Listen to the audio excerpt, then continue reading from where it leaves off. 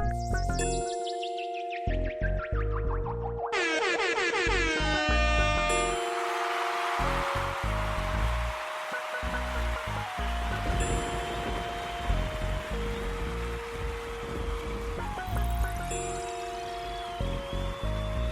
then there was bass. Good evening, motherfuckers and motherfuckettes. This is your host, Young Dolemite of the Too Much Game podcast. Sitting here with my super producer, Ben Ready. Yes, sir. How was your week, Ben Ready? My week has been all right. A bit, what's the word? I don't want to say puzzling. It's a little puzzling, but not too much. We good, baby. We good. How about yourself? I wouldn't say uneventful for the most part. Not really too much went on. Friday night went very well. Had the hood day for the homies. You know, the Nutty Block reunion. Everybody enjoyed themselves. We had a bunch of other little neighborhoods come through. You know, room full of gangbangers and no real conflict. So that was a beautiful situation.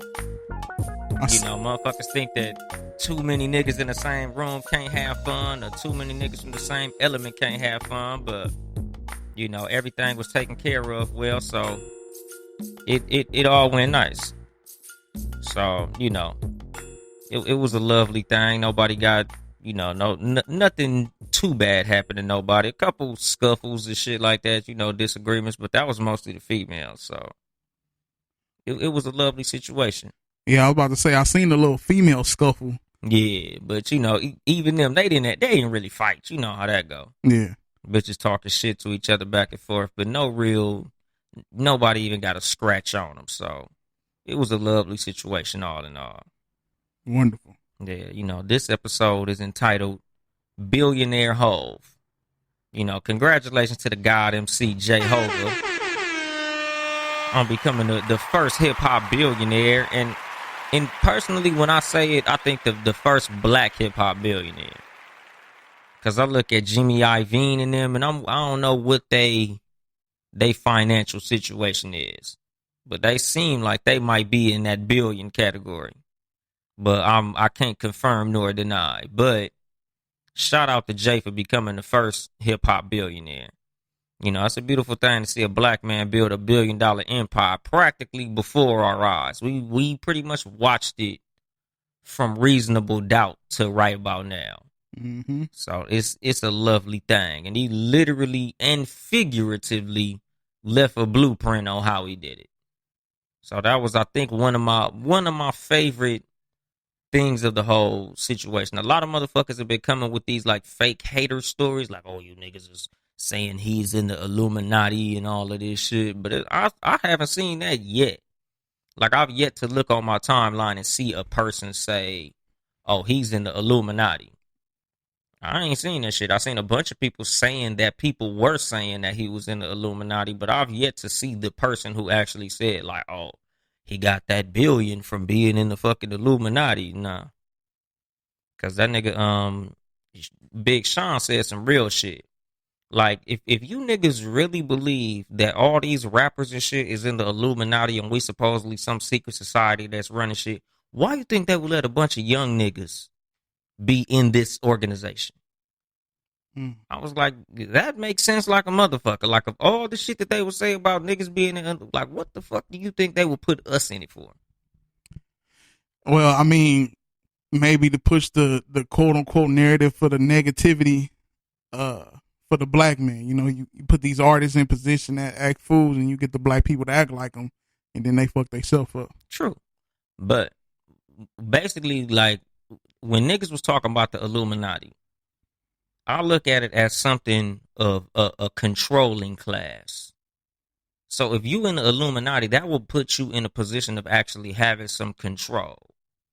So that's the reason that I'm like, I don't think it's that, if anything. And especially like for them to say Jay-Z, because it's not like Jay-Z was really pushing some negative narrative or some negative stereotype, or he's never really been the, you know, disrespect women, shoot black people rapper.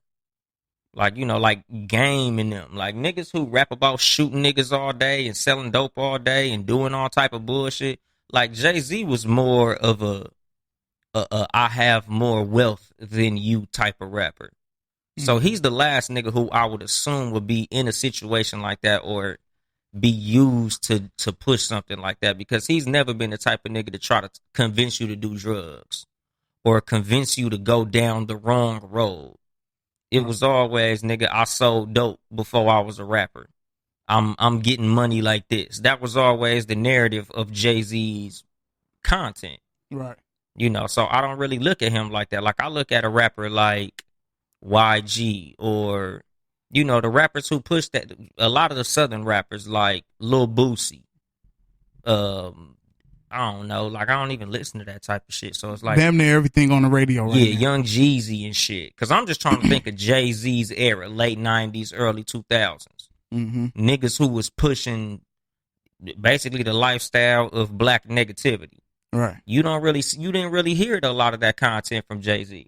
So for them to say that he was in the Illuminati and he was being used to do all this negative shit, I ain't really see it. So like, as far as me giving props to Jay-Z in the career and the acquisition of $1 billion, like I ain't got nothing really negative to say about the dude. There was a lot that you can say negatively about what he did on his way up, like, people who you feel like he stepped on and moves that you might not completely agree with. Right. But it's not like I see him get this bill and I'm like, this bitch ass nigga would be the one to get it. Like, nah, nigga, like, I'm more than happy that he was the one to do it, especially because he is the undisputed GOAT.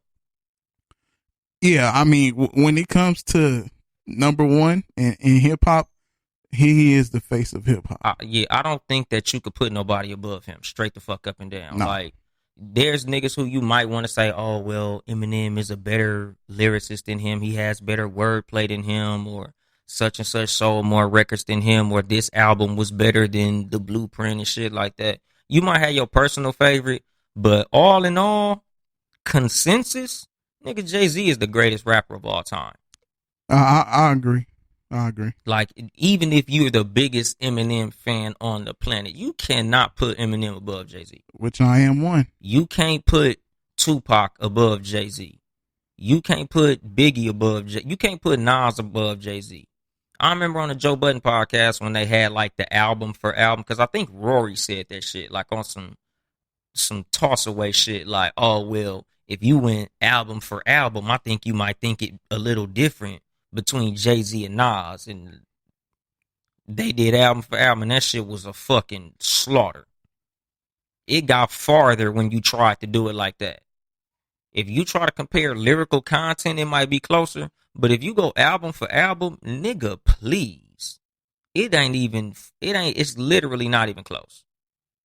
Right. Like, there's nobody with a catalog that could really fuck with Jay-Z.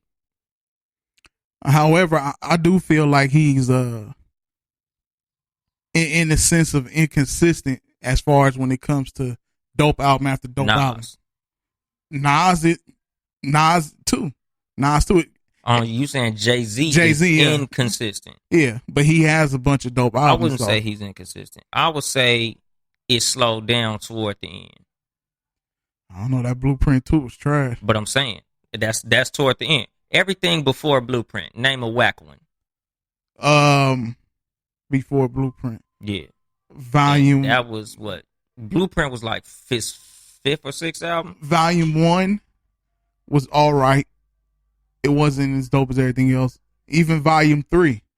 Volume 1. Volume 3 was cool. You fuck with Volume 3? Yeah. You might have to listen to it Volume again. 2 was hard as fuck, but I fucked with 3. You might have to listen to Volume 3. I don't know the last time you heard it, but listen to it again. It was a cool little minute ago. I ain't gonna front it. Ain't like I'm just sitting here listening to his whole fucking catalog. But when 3 dropped, I fucked with it.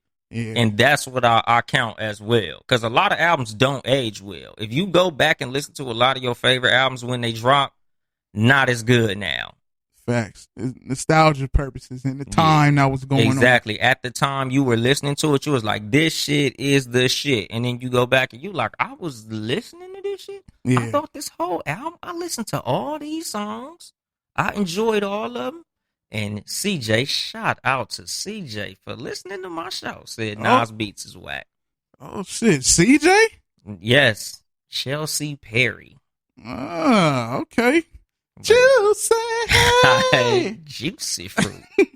But yeah, nigga, like as far as Jay-Z's albums, especially at the time they all dropped, you wouldn't really say like, oh yeah, this nigga dropped a dud on this one. Cause to me, Holy Grail was a dud.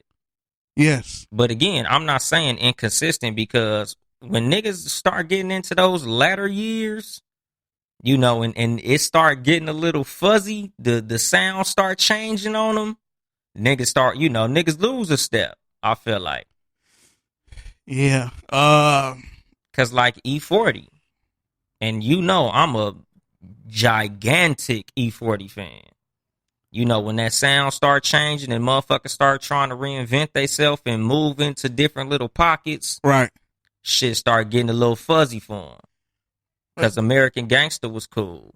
But a lot of people do not like that album. That album, I love that album. I like that album. Blueprint 3 was trash. Yeah, it was garbage. Couple songs on there. Yeah, I mean, but nobody has a flawless catalog. Closest one, maybe Rick. I'm finna say that's the only one I was gonna accept. If you'd have said Rose, yeah. Or put it this way, having a catalog that long, and being able to consistently have bangers, Rick Ross he's up there. And he's one of the most underrated. When you really talk about rappers who are underrated, Ross, he up there. Trying to tell my nigga Raheem, man, Rick Ross be having some wordplay because, for your ass. Nigga, album for album, shit, as well as bar for bar. And Ross is a Jay-Z student. Yes. He at first I thought that nigga T.I. was the down south Jay-Z, but Rick Ross for sure came and took that over. Yeah, for sure. and Ross, he got that soulful sound. Yeah. Like, you know, raw and the content. Like he's another rapper who pushes that get money, you know, you can do it too type shit. Like, you know, like Nipsey said, I fuck with Rick Ross because he teaching wealth. And that was a big part of what Jay-Z did and is currently doing. Jay-Z is real big on building wealth, especially in a lot of his later content. Mm-hmm. Like in the story of OJ, financial freedom, my only hope. Fuck living rich and dying broke. You know what's more important than throwing away money in a strip club? Credit. Like he's pushing a lot of shit that we should be on, and that's why I fuck with Jay-Z a lot. And it's crazy because during the Illuminati rumor times, I kind of was on the like, man, fuck this nigga in Illuminati type shit. Because I ain't gonna front it. Ain't like I'm saying it like I didn't fall for that shit as well. Because you watch these YouTube niggas who be making these videos, conspiracy theorists. Yeah, you see that little triangle in the back right there. That's an Illuminati symbol for him saying that I'm gonna do this and I'm gonna do that. Like, there's all type of shit that you watch on these fucking YouTube videos, and they make the shit look real convincing. Like, they breaking down too much game, and they like, you see the way young Dolemite looked to the left, and then he looked to the right, and then he looked down at the phone. That was a triangle. He was showing the symbol to let you know that he was down with the Illuminati, and he's from this chapter of the Mason fucking whatever. So, nigga, I was drinking the Kool-Aid too, but at the same time, I'm listening to the nigga music. Like, this shit is hard, though. Can't front on this shit. Because the Blueprint, nigga, to me, still one of the greatest albums ever put together.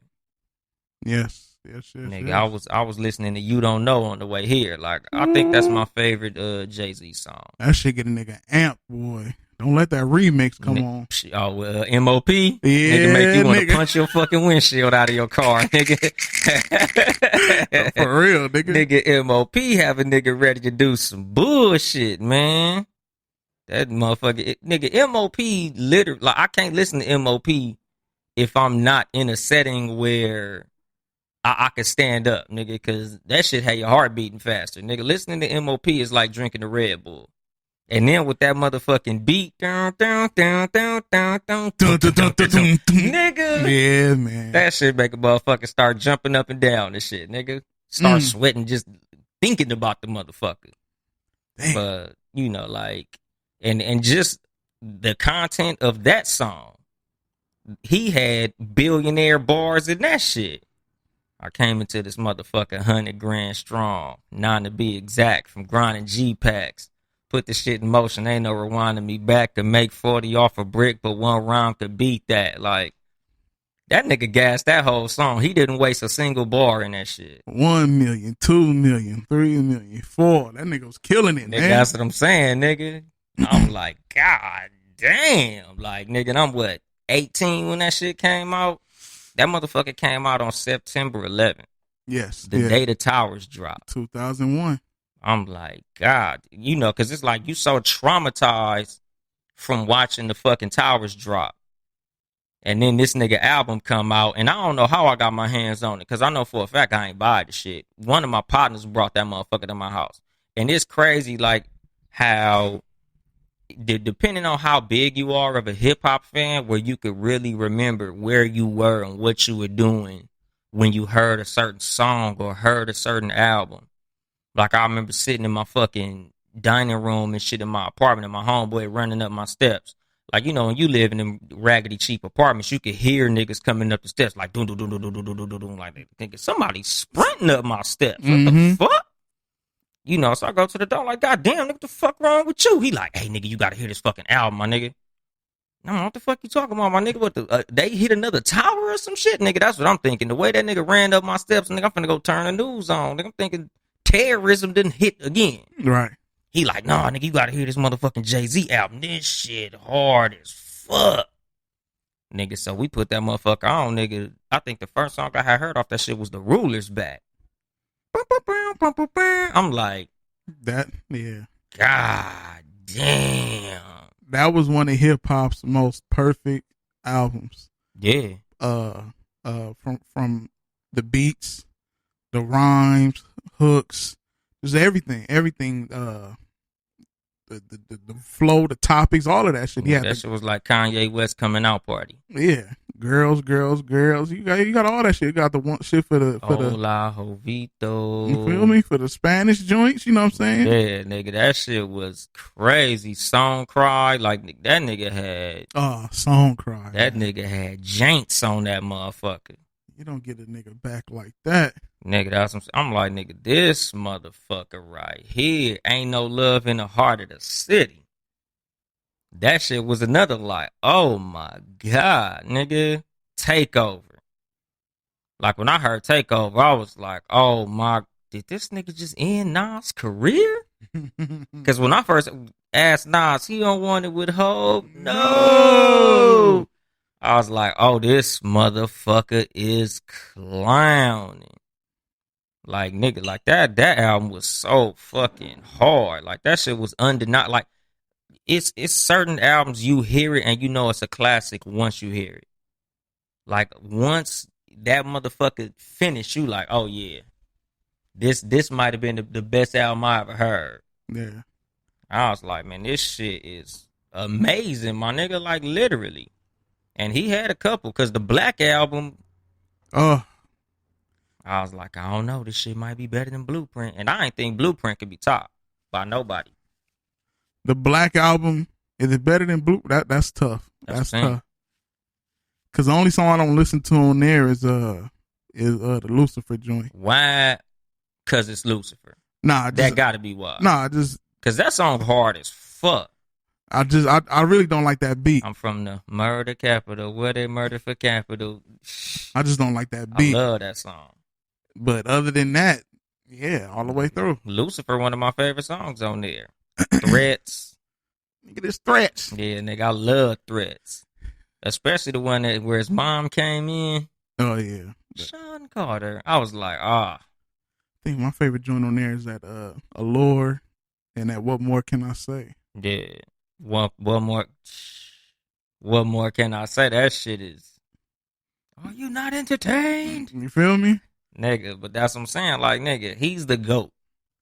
Ain't nobody, those two albums, nigga, you ain't got two like that. No matter what your catalog is, you ain't got two like that.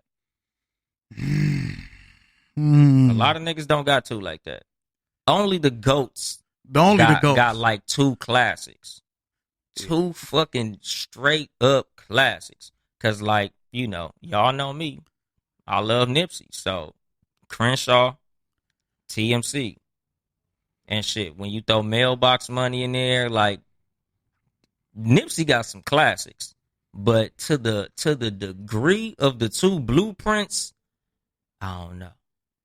As much as I love Crenshaw, it's hard to put next to the Blueprint and the Black Album, I mean. Yeah. Nigga, the Black Album and the Blueprint was like, nigga, it's hard to put two up against those two. Well, you like know. All Eyes on Me and the 7 Day Theory.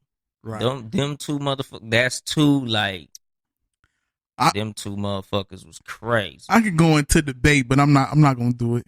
But them, you said into debate or to debate? No, into debate on other people that has that. Got two in that kind of category. Because Nas would be in that as well. What? It was written in Illmatic? It was written Illmatic and the second one. It was written was the second. It was written. It was written. Well, It was written. No, it was written Illmatic and Stillmatic. Yeah. You know, but Jay-Z, that blueprint was a blueprint to show you niggas. For the time that came out, that showed you how to put an album together perfectly. Yeah. And it was like, that shit was literally what firing on all cylinders looked like. Yes. Like everything in that album was done perfectly. The beats was fucking crazy. The bars was fucking crazy. Cause wasn't Renegade on that shit? Mm-hmm. And you know, again, niggas say Eminem killed them. That's debatable. That depends on your personal, you know, what you felt like. Cause to me, Eminem said a lot of shit, but to me personally, Jay-Z said better shit. To each his own. That's what I'm saying. It was because Eminem's wordplay is unmatched. Nobody, wordplay wise, nobody is fucking with Eminem. I don't think there's nobody who could fuck with him on wordplay. But depth of content and flow, Jay-Z, nigga, just how he ride the beat and just the way he say shit, right, and what he be saying, Eminem ain't fucking with that shit. Like you like, put it this way, you could take the beat out and just listen to what the fuck Jay-Z sang. You could read it and be like, damn. Oh yeah, without a doubt. Eminem, you be like, ooh shit, ooh, ooh, ooh, ooh. But it's like a nigga who could dribble real good but can't really shoot. He don't score a lot. Don't play my nigga like that, man. He don't score a lot. Now in the later days, he wasn't scoring a lot then. Oh, come on, man. Them first 3 albums, come on, man. But did you feel it though? I love them albums. You liked them. No, I love them. But did you feel them?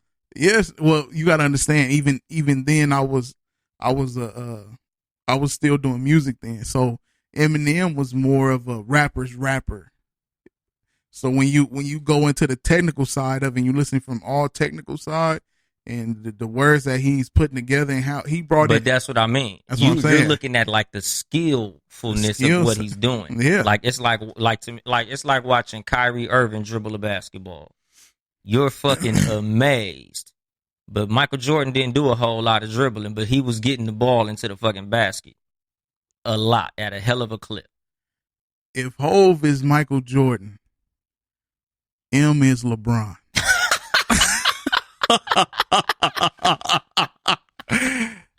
Shit. God damn. No, hell no. Hell motherfucking no. Because LeBron is well-rounded.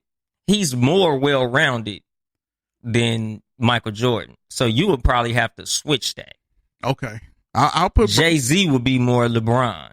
Gotcha. Because Eminem might be able to score a lot, but his defense ain't all that. Like Jay-Z is way more well-rounded. Okay, well, we can Eminem do is that. just a rap. We can do that. Like Jay-Z, he got soulful shit.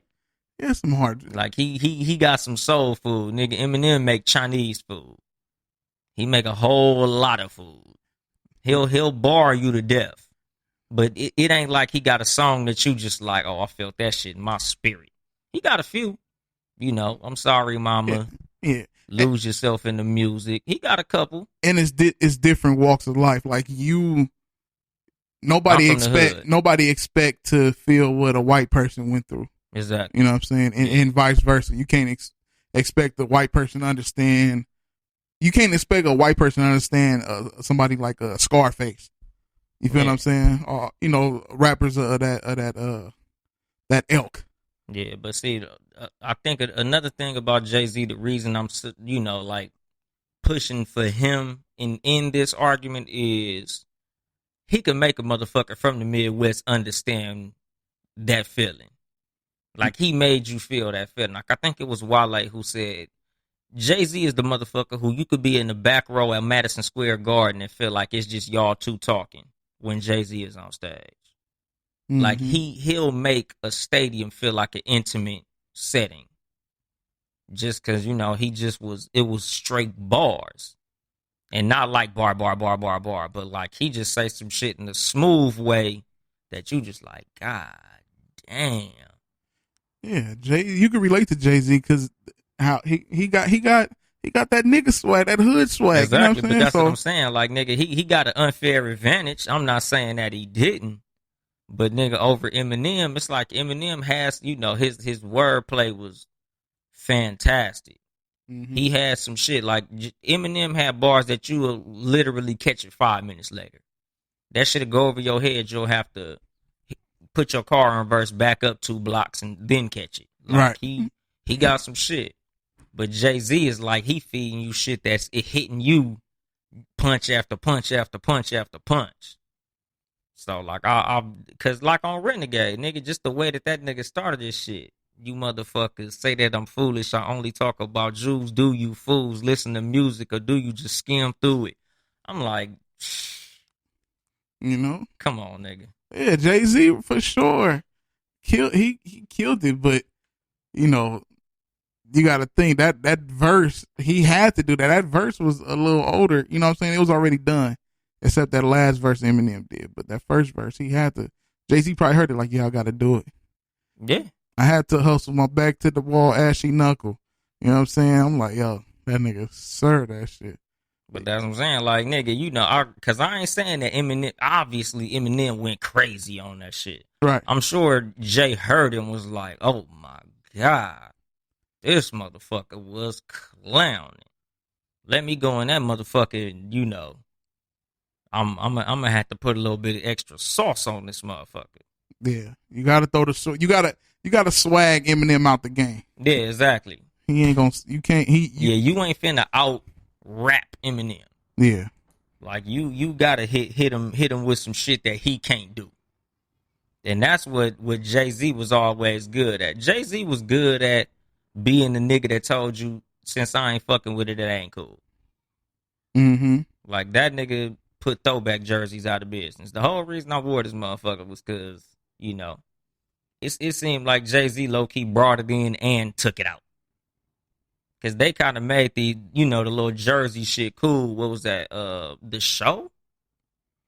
Or Backstage? Backstage.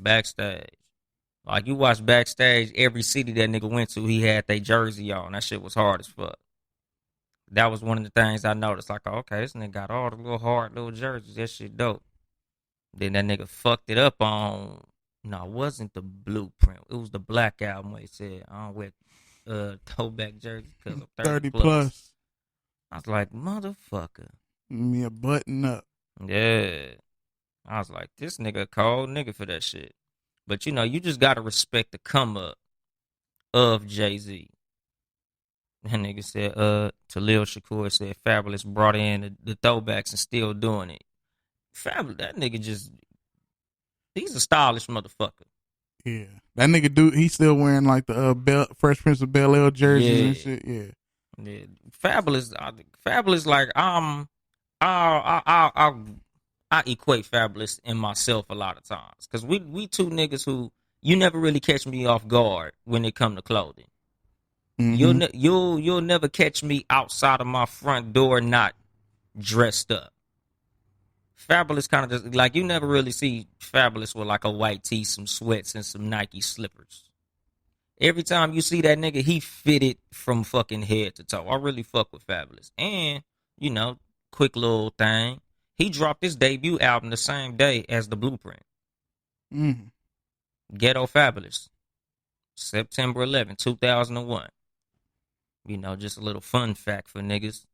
I'm somewhat of a hip hop head. Not as big as you and Will, but I know some shit. If you can hang with Will, you're doing good.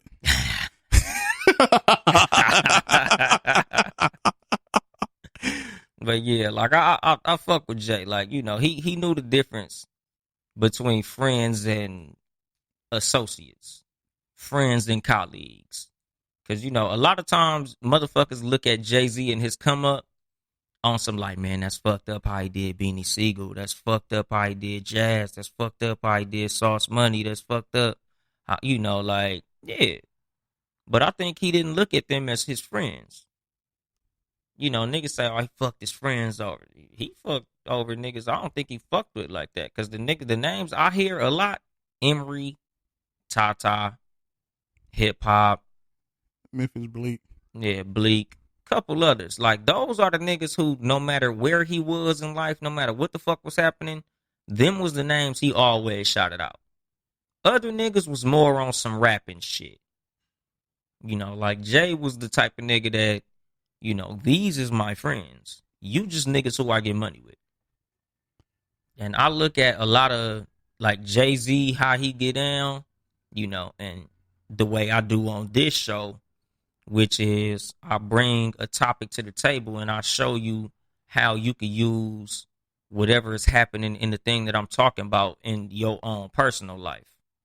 And Jay-Z, as far as what I would equate to just normal people, knowing the difference between who are your friends and who are just people who you're doing something with at the time. Like, I remember in high school, I used to have to really tell niggas, just because we in the same class don't make us friends. I might come to this classroom every day and talk to you exclusively. But when that bell ring, get the fuck out my face. Mm-hmm. Like, that's the shit with Jay-Z. Like, he was always Tata, Emery, hip hop. You will hear them niggas' names throughout Jay-Z's career. So even with the fallout with Dame, even with dropping a mill, getting rid of niggas up out of Rockefeller, and the whole Rockefeller split. He ain't never split from Tata, Emery, hip hop, or Bleak. Like, he got his core group of niggas who we fuck with. And I feel like that's how a lot of people should be. Like, you gotta have your core group of real niggas who could probably tell you some shit that you wouldn't accept from other people. Facts. Like, that was whack. I ain't like that. Or that shit you did, that was some sucker shit. Or, you know, just shit like you gotta have niggas who keep you grounded. And that's another thing about Jay-Z. Not that he's grounded, because he's known for being probably one of the cockiest motherfuckers literally on the planet. But in order for you to be great, a lot of times you gotta have that type of ego. You gotta feel like you the best motherfucker in the room, or you won't be that. You gotta believe that you the best. You know, Jay-Z said that, you know, you gotta find your genius level talent and believe in it. You know, he said he believed that everybody has a genius level talent. You just gotta find it. And I believe that too. You know, like I was saying, like, you know, niggas want to be a rapper, but you might have been the greatest violin player ever if you played the violin. You might want to play basketball, but you might have been the greatest cricket player ever. A lot of motherfuckers, sadly, I believe everybody does have a genius level talent, but everybody don't find it. Some motherfuckers find it and don't fuck with it. Mm-hmm. Like I told you about my homeboy who could skate real good. Like, you feel like what your talent is ain't good enough for what's going on, so you just don't fuck with your talent. Some niggas was super dope at video games or just dope at all types of shit, and they don't play video games no more. Like, I feel like I was the greatest NFL 2K5 player ever.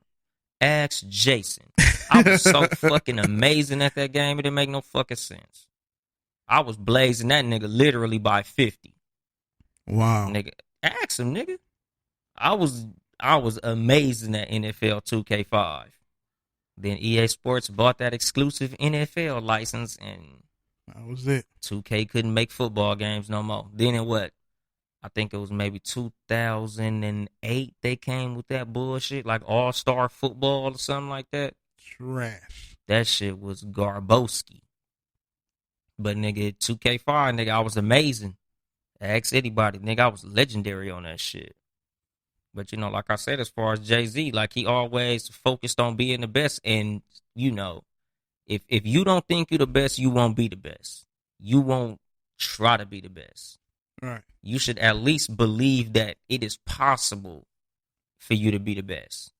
Like confidence is key in anything. When you what would you call it? When you trying to go into an endeavor, you shouldn't even fuck with it if you don't feel like you could at least be great, if not the best. At least like I'm gonna be somewhat good at this shit. I might not be the greatest podcaster ever, but I'm gonna be great. Right. I'm gonna be fan motherfucking tastic, nigga. I'm gonna be top 10. Like you might play basketball, like I might not be able to beat Jordan, motherfucker, but I for sure gonna be better than Sam Bowie, goddammit. You know, you gotta believe that you gonna be some type of great. Jay-Z always, that nigga was saying he was the greatest from the jump, just like Muhammad Ali. You know, and that's how you gotta be at a lot of shit. Like a lot of motherfuckers go into shit saying they the best, but they don't believe it. You could tell a motherfucker don't believe it. Jay-Z believed that shit. Mm-hmm. Whether or not it seemed true. Because when you listen to Reasonable Doubt, he did have crazy bars in that shit. But it didn't really do well. Like the number wise, if you look at the sales numbers on Reasonable Doubt when it came out, it didn't do all that. Nope. It was, I ain't gonna call it a flop, but it wasn't this great commercial success like people think it is. You know, now that we know who Jay-Z is and we see what it did as far as critically, now it's like, oh, it was a classic album. And nigga, when that shit came out, niggas wasn't really fucking with that shit. You know. Hey, the crazy part is when it came out, right? I remember after it came out, around this time, Volume 1 was out. And I was in Music Warehouse. Yeah. I was in Music Warehouse. Warehouse Music Store. Yeah, Warehouse Music Store. And I've been there looking at CDs and shit, and I pick up a magazine, and I look. I said, damn, Jay-Z got a new album coming out? And it was Reasonable Doubt in the magazine. God damn. But mind you, Volume 1 is out, which came out after that. Mm-hmm. I'm like, damn, what the fuck is this? But the crazy part is I knew what, the single he had with Mary J on there, Can't Knock the Hustle. I knew that song. And Who You With was already out. That was on Volume 1. So I knew that song. And I'm like, okay, well, I never knew that album came out is what I'm saying. Like, oh, I never, you know what I'm saying? But that's a trip. Yeah, that's what I'm saying. Like, you know, and he embraced the lesson in failure. Because I feel like he looked at, I'm sure he felt like that shit was that didn't do what it should have did. No. But he looked at what he did wrong on that one, and he learned from his mistakes, and he kept it pushing. Like I remember he had said in the interview, because, you know, they asked him, like, you know, what do you think was the genius of your success? And he said the genius thing we did was never give up. And that's what everybody say, never give up. Yeah.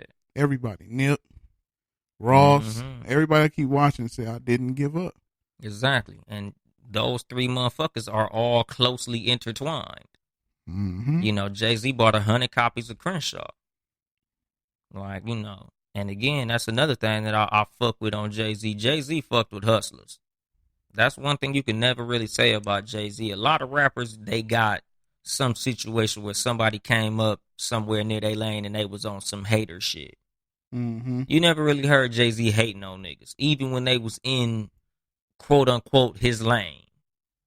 Like, you know, because when you look at a young motherfucker coming up, you niggas kind of, you know, oh, these little young niggas, whoop-de-whoop, these niggas is da-da-da-da-da.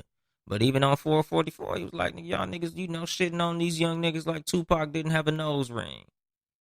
And in that bar, Niggas out here was like, the fuck you mean Tupac had a nose ring? Like, you saying that like it's some sucker shit.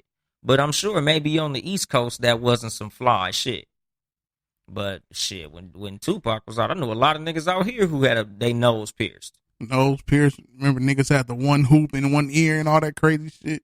Mm-hmm. Shit was nuts. Yeah, it was a lot of weird ass styles in the 90s, my nigga. So when Jay-Z said that shit, I felt him. Didn't like how he went about it, but same here. Yeah, felt what he was saying though. I was loving that song. Two niggas sitting there like, damn, this shit hard. Nigga, stop. Like, hold up, Tupac nigga. got a nose ring. Hold on, bitch. Exactly. Like, nigga was really offended. Nigga. Nigga was really offended, nigga. Hell yeah, like, bitch, don't speak on Tupac like that, nigga. Hold on. Oh shit. Bob in my head, nigga. That shit was like, yeah, that's exactly. The record skipped like a motherfucker. Hell yeah, like, hold on, nigga, you motherfucking tripping, dog. But you know, it's like I really fuck with Jay-Z and just the way that he moved and shit. Like how he understood the value of the right relationships. Like fucking with Beyonce.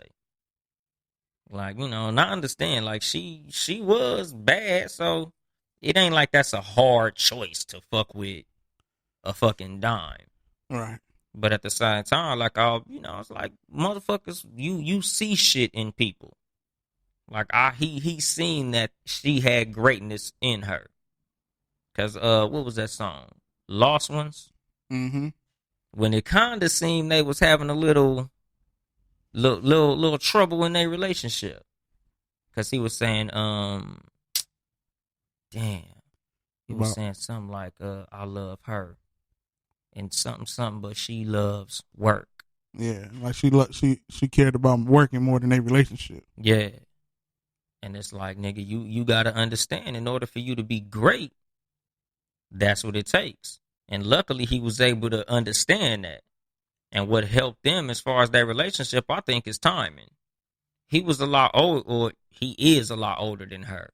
But in that time, he was older and more mature than she was. Mm-hmm. And I ain't even gonna say than she was, but basically old and mature enough to realize what was going on.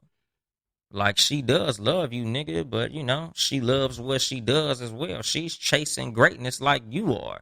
Mm-hmm. You want to have a family, I'm sure she does too, but right now she's chasing GOAT status like you was.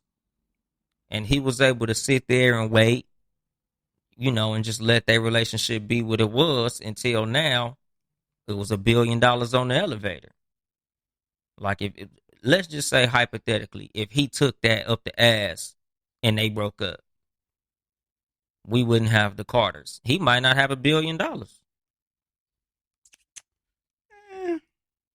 I think he'd eventually got it, but to the fashion that he got it now, I don't know. Because I think a lot of what helped him was her. Oh yeah, it was like a hand in hand. Exactly. And that's what I mean. Like a lot of what he's doing right now she's helpful. If not her hands-on helping, the fact that she's around helping.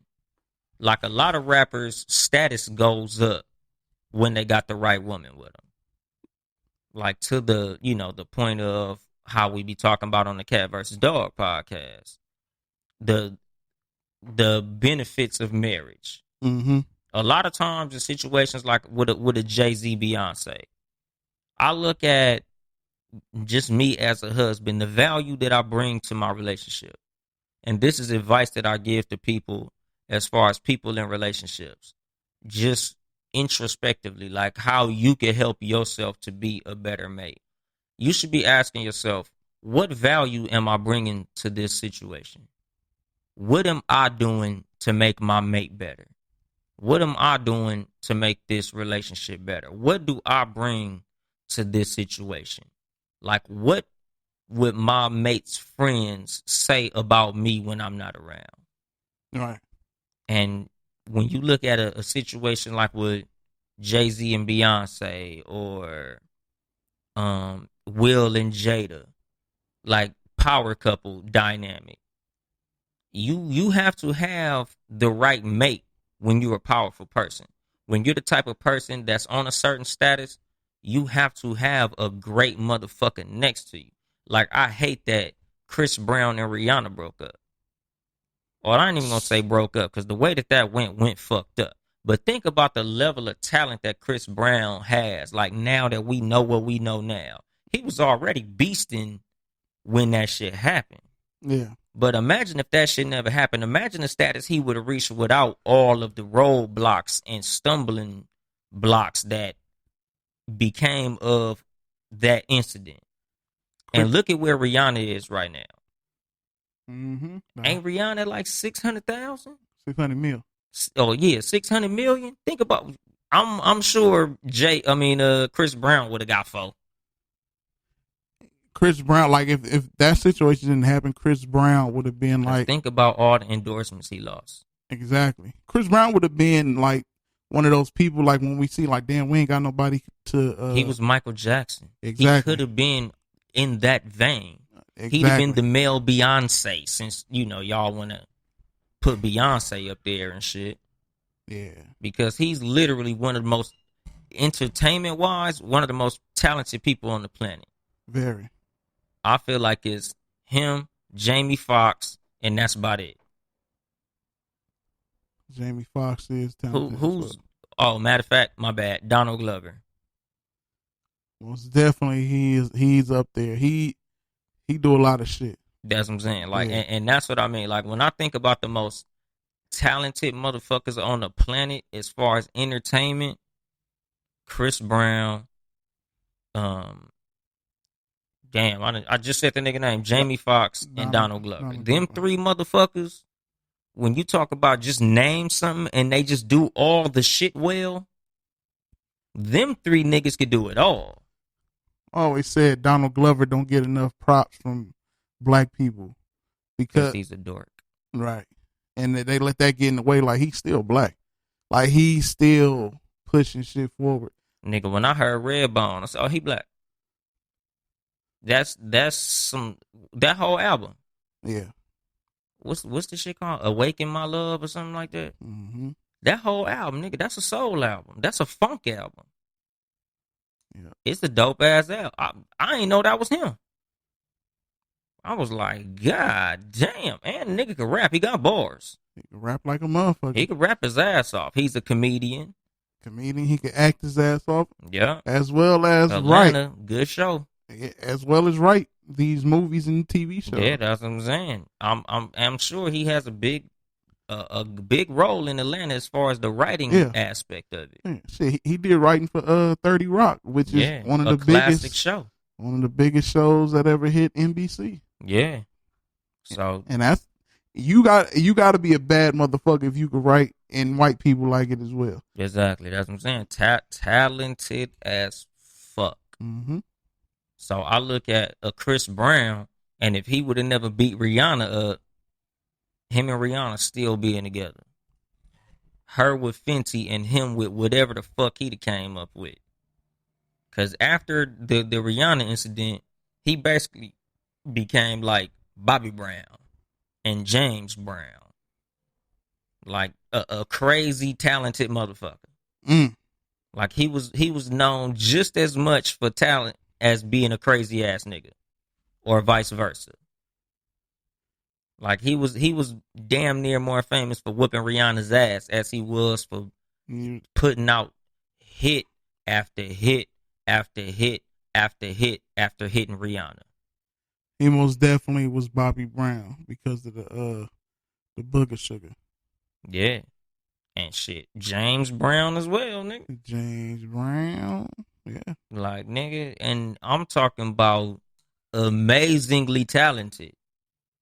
Because it wasn't like Chris Brown was just this pretty good dancer, pretty good singer. Like, nigga, when that nigga did that BET cypher, I was like, this nigga better than 80% of motherfuckers that's rapping. And that's good. I mean, he bodying R&B nigga bodying niggas again. Exactly, nigga. And I mean, like, dope. Like, it wasn't like Trey Songz. Because I heard Trey Songz rap mixtape where he was rapping. Pretty good. But you not like, oh my God, this nigga need to put out a fucking rap album. Chris Brown had niggas like, this nigga should put one out. Like, Chris Brown could rap his ass off. He can act. He can dance. He can fucking play basketball. Found out the motherfucker had a cold handle, a jumper, some boosties. Like, what the fuck can't this nigga do? When Soulja Boy challenged him, I wanted to see him beat the shit out of. So I said, nigga, if I seen what he did to Rihanna, he gonna do way worse to Soulja Boy. Yeah, that nigga would have put the nasty mittens on that nigga. Nigga, when they posted their little videos of them practicing, I said, oh shit, Chris Brown can fight. And that nigga, Mike Epps said some real shit about him. He said, nigga, you remember them niggas growing up? The niggas who can do backflips real good and they can do all the shit real good. They run real fast and play basketball. Them niggas will beat your ass too. I was like, that's some real shit. Cause every nigga in the hood knew that one kid that was good at all the shit. And he would beat your ass. Chris Brown is that kid. Like, Chris Brown was the nigga who could do backflips out of trees and do 4 flip flops, and he could fucking swim good and dive off the diving board, and he was good popping willies all the way down the street with one hand and shit, and he'll beat your ass too. Chris Brown is that nigga. Cause to this day, nigga, with the Rihanna shit, my number one question is, what the fuck did she do? And we'll never know. Yeah. Cause like I keep telling niggas, man, like that's what gets lost a lot in this situation. And I understand, no nigga should hit a woman. I'm not saying that. I'm not saying she deserved it. I'm not saying none of that shit. All I'm simply asking is, what would make a nigga literally risk hundreds of millions of dollars? Like, that's, nah, nigga. That's a lot. What triggered that nigga? What could have really happened to make him do that? Like, nigga, you are Chris Brown. He was Chris Brown then. Like, it wasn't like he was, just on the come up. That nigga was like 4 albums in. He was already cracking, because he came in at 16. Well, popping. That was a long time ago. Give me that. That was little boy Chris Brown. When he beat Rihanna up, nigga, he was already that man. He already had double mint commercials and some more shit. They was on the way to what, the Grammys? It was some type of special shit. And they probably both won one. Like, nigga, they was both on. He was more on than her. At that time, Chris Brown was the big name. So it was like, man, for that shit to happen, and, again, another Jay-Z parallel. She was signed to Jay-Z at that time. Yep. Jay-Z most definitely is the reason why she's big as she became. Yeah, again, the right relationships. And I think a lot of her success comes from his tutelage. I think Jay-Z gave her a lot of game to put her in a position to make a lot of those moves. Mm-hmm. Like, a lot of motherfuckers that Jay-Z touched became very successful. He had his hand in a lot of motherfuckers moving very far forward. And that's a thing that I look at as far as him. Like, when it come to me personally, I always like to think, or I will always like to be remembered as a person that, after knowing me, you were better for the relationship that me and you had. Like, it was something that I told you helped you move forward. Something that I did for you helped you move forward. Jay-Z has a lot of that impact on a lot of people. Shit. Him and Nipsey had a good relationship with each other. Mm-hmm. Because Nipsey would always openly admit, like, a lot of what I did was taken from the blueprint of Jay-Z. And Jay-Z noticed Nipsey on his come up. And Jay-Z fucked with Nipsey a lot, watching him come up. And it's sad because another multi-million-dollar mogul that was very close in proximity to Nipsey, Dr. Dre, seemed to completely ignore Nipsey, which is a fucking black eye on the West Coast. Like, I look at Dr. Dre funny because of shit like that. Like, why the fuck that nigga never acknowledged Nipsey? And Nipsey always said, like, nigga, I wasn't asking the nigga for a beat. I didn't want to co-sign. I just want the nigga to acknowledge the fact that I fucking exist. Like, I don't need the Dr. Dre co-sign. I don't need a beat. I don't need a shout out. I don't need nothing. Just, damn, nigga, acknowledge a nigga. You know, just say I like the nigga hustle or something. But he never did none of that shit. It was like he had a blind spot to Nipsey. But after Nipsey passed, then the nigga wanna put the picture in the studio. Yeah, like nigga. Too many people was doing that. Sucker shit. Like nigga, don't fuck with me now, nigga. Sucker shit. But you know, Jay-Z, when he did the little freestyle after Nip passed, the Eminent Domain freestyle. Gasolina. Stupid fire. Another reason I fuck with Jay. Like, nigga, Jay is just fucking amazing, dude. Like, he had a hustler spirit, nigga, period. That's how he got that Billy. And speaking of that, I forgot to get that breakdown from you. Oh, Because, you know, he made a lot of smart investments, which I don't have in front of me. I wasn't able to get it. I was slacking on my motherfucking Mac, and I had a long weekend. Friday night was a movie. I was supposed to be doing research for my show, but I was partying with the Crips. But shit, nigga, like, you know, he did a lot of shit to get himself where he was. Career-wise, you know, what I always liked about him, he was always real self-aware.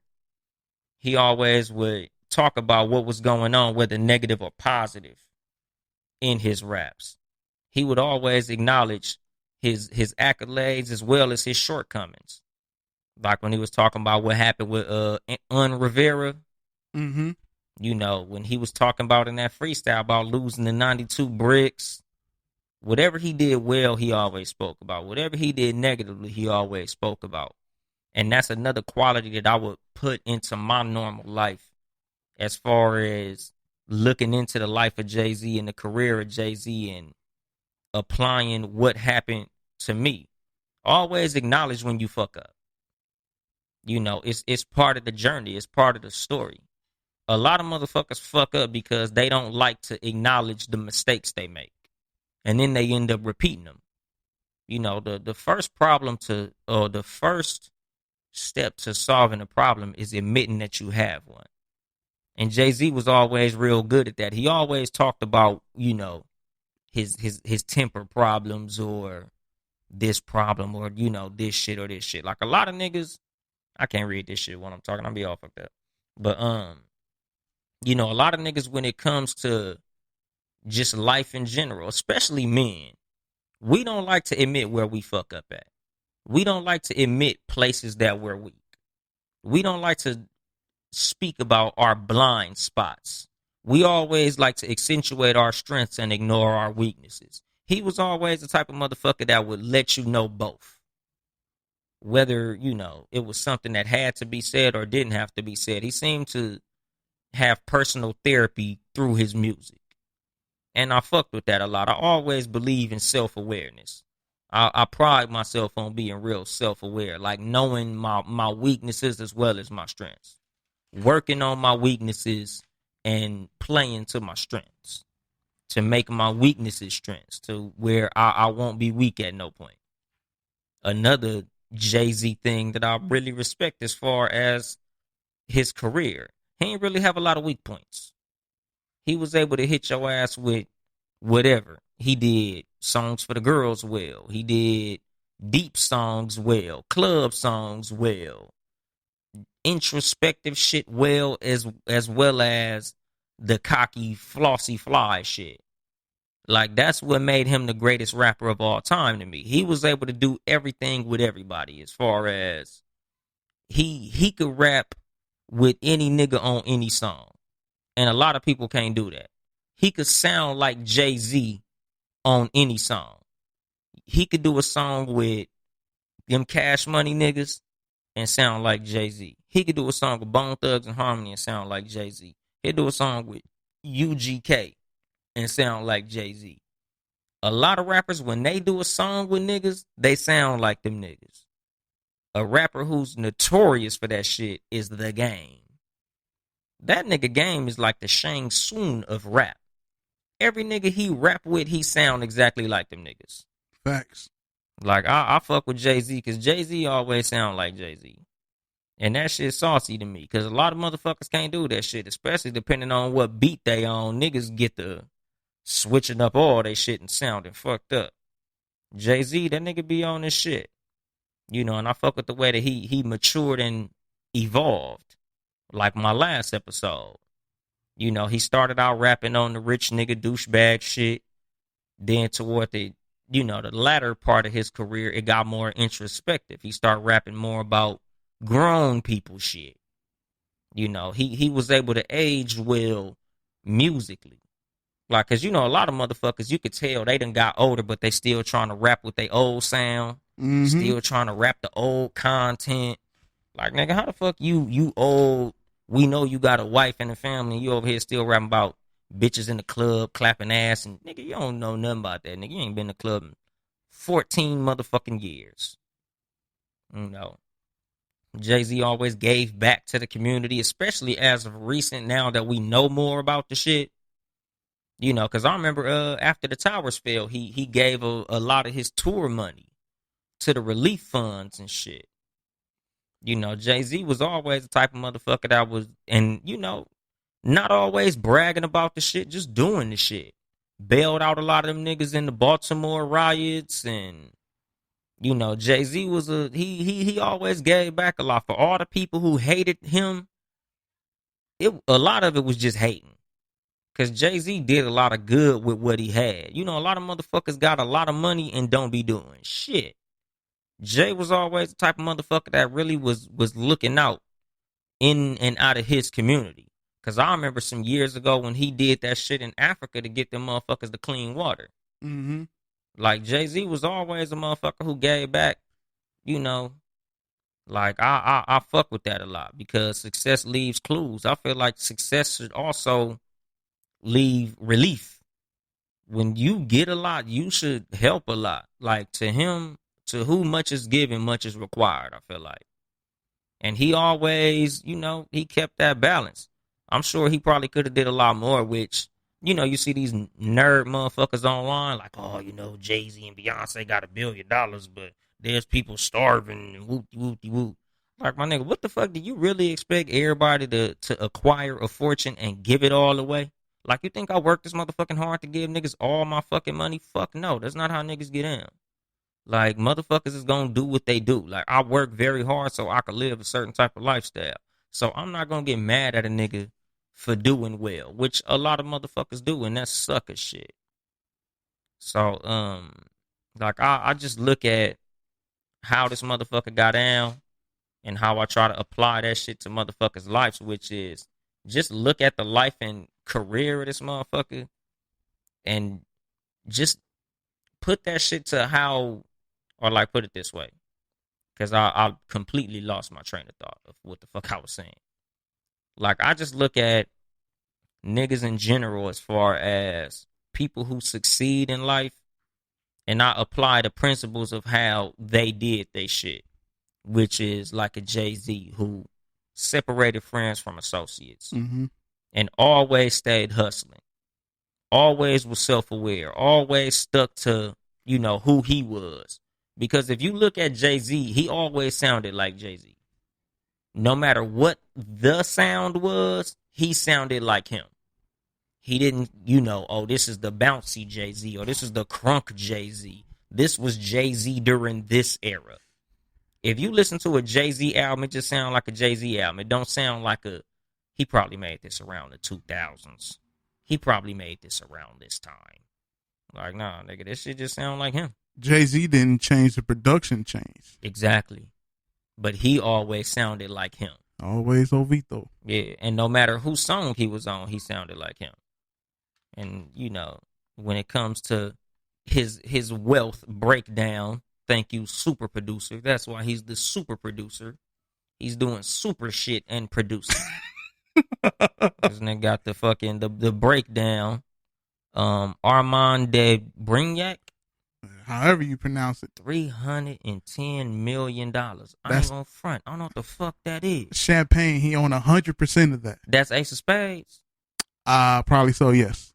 Yes. God damn. I don't know why they didn't just write Ace of Spades on that shit.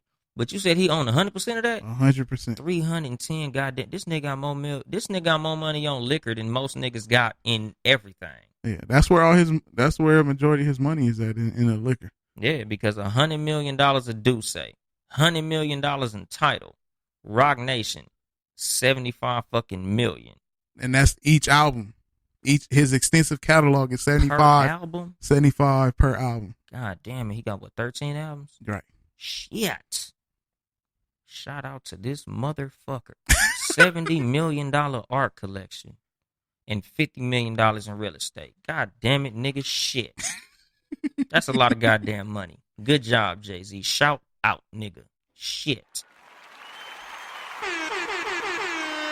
That's a beautiful motherfucking thing, nigga. Because like they say, every millionaire should have 7 revenue streams, 7 ways of getting income. You know, whether that be investments, property, your regular income. And this is just off the top of my head. This ain't even shit that they say. This is just some shit that, you know, I don't know. Intellectual property, you know, and other little hustles. This nigga got Ace of Spades, Duce, Title, Rock Nation, his art collection, real estate, and, you know, and that's Beyonce. Beyonce. And that's not even what he got in car collection. Yeah. You know what I'm saying? Exactly. So, like liquid cash. Yeah. That's not including the jewels. Mm-hmm. You know, so some millions left off of there. Exactly.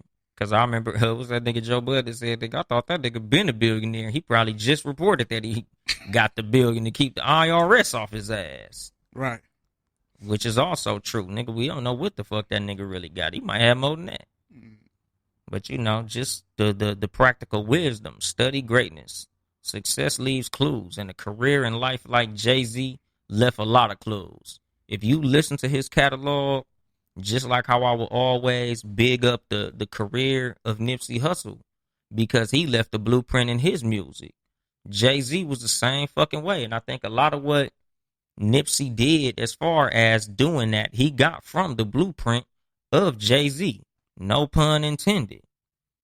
You know, I learned a lot from Jay-Z. Just say that shit.